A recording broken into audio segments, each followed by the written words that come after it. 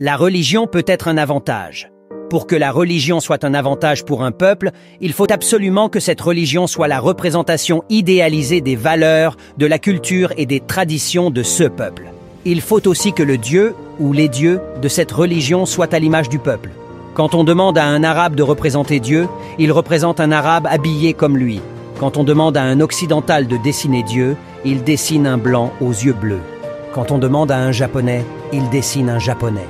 La quasi-totalité des peuples qui évoluent aujourd'hui ou qui ont évolué malgré la religion ont une religion qui est à l'image de leur culture, de leur langue, de leurs valeurs, de leurs traditions, avec un Dieu qui est à l'image de leur population.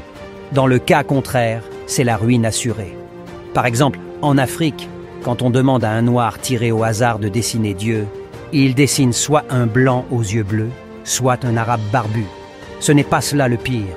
Le plus grand problème est, si on lui demande de représenter Satan, le diable ou un sorcier, il y a de fortes chances qu'il représente un noir comme lui avec des cheveux crépus. C'est très révélateur.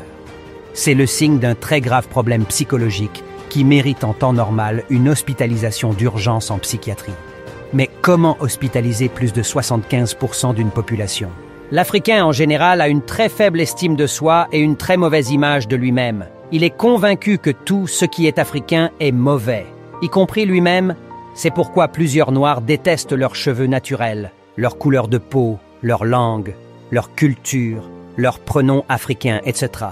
Ils ne veulent pas entendre parler de la religion africaine, parce que dans leur subconscient, un Dieu qui ressemble à un Noir ne peut être qu'un diable, un démon ou un sorcier. À cause de tout cela, il y a une haine perceptible entre Africains, ainsi qu'un manque de solidarité et d'entraide. Si je ne m'aime pas d'abord, naturellement, je ne peux pas aimer ceux qui me ressemblent. Autoracisme. On ne peut pas bâtir une Afrique avec des Noirs qui détestent d'autres Noirs.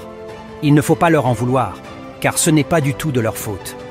C'est la conséquence de ce qu'ils voient et entendent dans les médias, dans les films, dans les dessins animés, dans les livres, dans les églises, dans les mosquées et surtout à l'école coloniale depuis leur tendre enfance.